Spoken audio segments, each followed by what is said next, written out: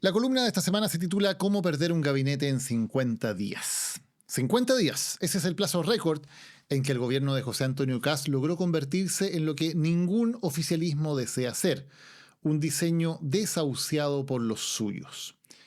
No hablamos de la oposición, que no existe, hablamos de los partidos que llevaron a Kast a la moneda, de los parlamentarios, que debieran ser su base de sustento, incluso de los ministros, todos repitiendo lo mismo, primero en susurros, ahora en voz cada vez más alta. Esto no da para más. Bastan los titulares de la última semana. La presidenta del Senado contra el ministro de Vivienda, en un conflicto que terminó en vendetta política contra dos funcionarios del ministerio. El ministro de Vivienda contra el ministro de Hacienda, desafiando su poder omnímodo. El presidente del Partido Republicano contra el segundo piso. Evelyn Matei contra Hacienda. Pablo Longueira contra todos. Renovación Nacional contra todos. Y todos contra la vocera a la que se le pide explicar lo inexplicable.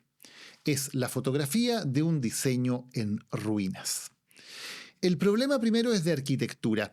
Kast armó un gabinete de figuras sueltas, sin cohesión entre sí, sin lazos institucionales con los partidos que lo apoyaron en la segunda vuelta.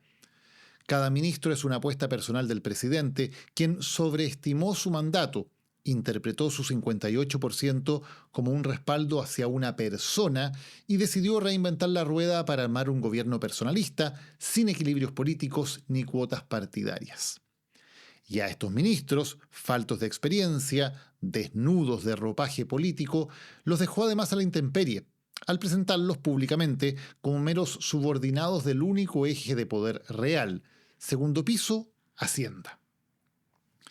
Ministros sin peso político, sin red propia, sin partido que los respalde, obligados a poner la cara ante recortes imposibles, bajados como una orden desde Hacienda. La rebelión comenzó primero con sordina, en los ministros políticos buscando su rol, en seguridad y salud resistiendo los cortes, y estalló con escándalo en voz del ministro Poduje, el más ambicioso del lote, quien dijo lo que todos pensaban, que la dictadura de Hacienda no es manera de conducir un gobierno. Poduje olió sangre y fue por todo. Su éxito demuestra cuántos agravios ha acumulado Quirós en el oficialismo en apenas 7 semanas. Pocas veces hemos visto una demostración pública tan aleccionadora de los riesgos de la ubris. En apenas 50 días, Quirós ha sumado una medida tan draconiana como innecesaria en los combustibles. La orden de recortes imposibles de sostener políticamente en temas como seguridad y salud. Una declaración de principios sin precedentes. La mejor política social, y ojalá la única, es el pleno empleo. Y los insólitos oficios que creía protegidos por la intimidad. La carta de una pareja, según dijo. Esta espiral llegó a su cenit cuando la prensa le preguntó a Quirós por la rebelión de vivienda. Ante 4 preguntas diferentes, Quirós recitó 4 veces la misma respuesta, luego se dio media vuelta y se fue. Un tono burlón que es una falta de respeto, no a la prensa, sino a la ciudadanía y al mismo gabinete del que él, más para mal que para bien, es el único vocero con poder real. Hay un dato adicional. Cuando los ministros son apuestas personales del presidente, la responsabilidad política de cada error vuelve sin escalas al presidente mismo. El gabinete deja de ser cortafuegos y empieza a ser combustible. Lo hemos visto esta semana.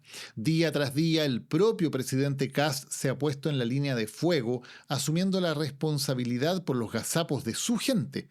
Está quemando el capital presidencial en incendios que debieran apagarse varios escalones más abajo. Es el presidente protegiendo a los ministros, no los ministros protegiendo al presidente, y eso es insostenible. La pregunta entonces no es qué ministros deben salir. Eso es evidente, y ese cambio de gabinete va a ocurrir apenas haya una oportunidad que permita hacerlo dignamente. Capaz que la oposición, en su infinita torpeza, le regale esa ventana al gobierno con una acusación constitucional. Sería un regalo para la moneda. La pregunta es cuál es la nueva estructura que va a soportar a los ministros entrantes. Porque si el segundo piso va a seguir vaciando de poder a los ministros políticos, Si Hacienda sigue entendiendo que es un cruzado con una misión que no debe cuentas a nadie. Si el ministro de Seguridad sigue sin agenda. Si la Secretaría General de Gobierno sigue siendo meramente una vocería sin poder. Y si una larga lista de ministros sectoriales sigue sin tener más programa que agachar la cabeza ante los dictados de Teatino 120, entonces todo cambiará para seguir igual. Es que el problema no son los ministros. El problema es el diseño, y los diseños no se reparan cambiando piezas, sino rehaciendo los planos. El segundo problema es aún más grave porque apunta a la misma razón de ser de este gobierno. Y es que Kast fue electo gracias a dos promesas incumplibles.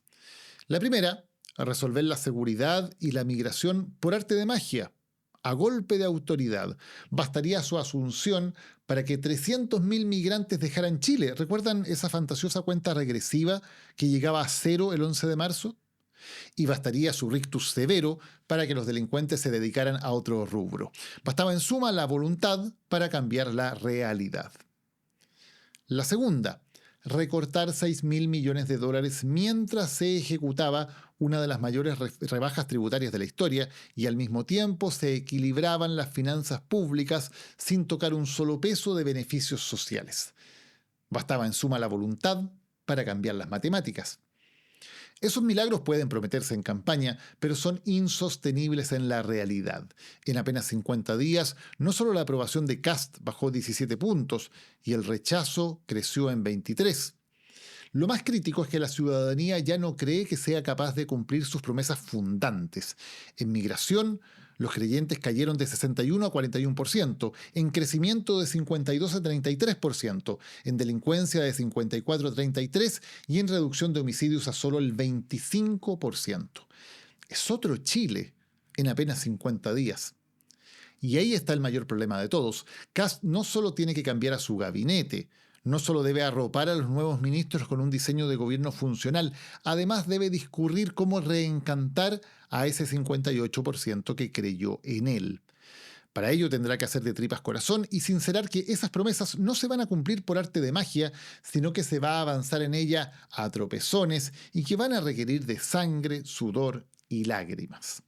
Ese es el desafío para los próximos 1410 días.